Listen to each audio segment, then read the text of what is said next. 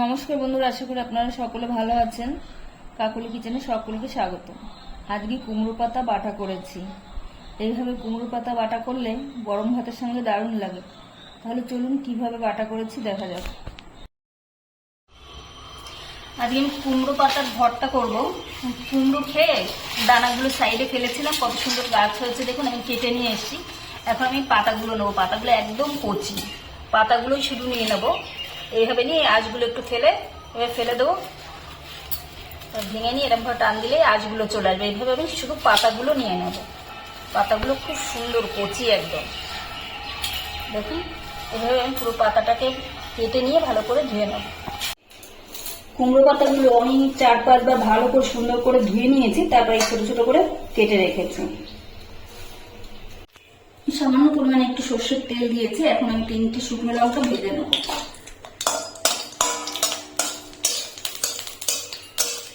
ওই তেলের ভিতরে আমি দিয়ে দিচ্ছি কতগুলো রসুন, 10-12 কোয়া রসুন।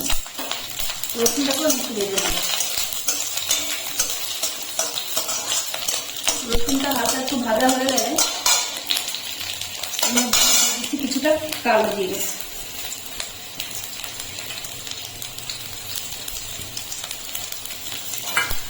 রসুন আর কালো জিরেটাকে একটু নেড়ে নেব।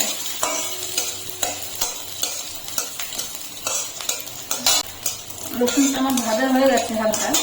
এখন আমি কুমড়ো শাকগুলোর ভিতরে দিয়ে দেবো।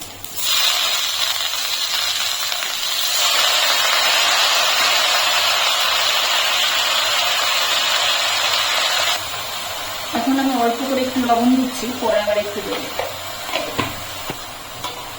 ভিতরে সামান্য একটু জল দেবো, কুমড়ো শাকটা ভালো করে সেদ্ধ হয়ে যাবে।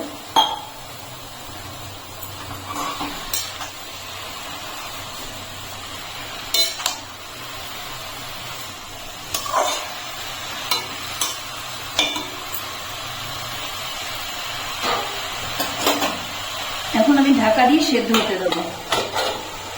দেখুন শাকটা আমার সেদ্ধ হয়ে গেছে, কিন্তু এর ভিতরে এখন অনেকটা জল আছে। পুরো জলটাই শুকিয়ে নিতে হবে। এখন আমি পুরো জলটা শুকিয়ে তারপরে দেখাচ্ছি। কুমড়ো শাকটা ভালো করে সেদ্ধ হয়ে গেছে, জলও শুকিয়ে গেছে দেখুন, একদম জল নেই। এখন আমি কুমড়ো শাকটাকে নামিয়ে নেব। এখন আমি অল্প অল্প পাতা নিয়ে শিলনোড়ায় বাটবো। এটা শিলনোড়ায় বাটলেই ভালো লাগে, আর মিক্সিতে বাটলে একটু জল দিতে হবে, জল জল হয়ে যাবে। আপনাদের কাছে যদি শিলনোড়া না থাকে তাহলে মিক্সিতে বেটে কড়াইতে একটু তেল, কালো জিরে ফোড়ন দিয়ে একটু নেড়ে নিতে হবে।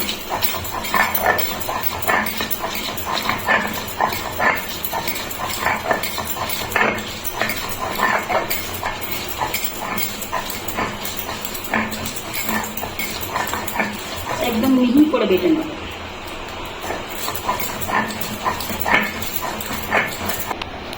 পাতাটা আমি সুন্দর করে বেটে নিয়েছি। আগে আমি লবণ দিয়েছিলাম, অল্প করে দিয়েছিলাম পাতা সেদ্ধ করার সময়, এখন কিছুটা দিয়ে দিয়েছি। এখন আমি 2টো শুকনো লঙ্কা নিয়েছি, ভাজা লঙ্কা। ঝালটা আপনাদের পছন্দ অনুযায়ী নেবেন।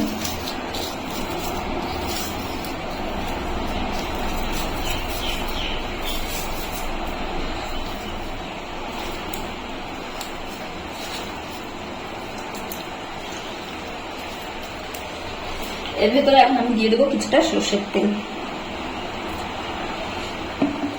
এখন ভালো করে মেখে নেব। তৈরি হয়ে গেছে আমার কুমড়ো পাতার ভর্তা। আপনারা একবার এইভাবে বানিয়ে দেখবেন, খেতে খুব সুন্দর হয়।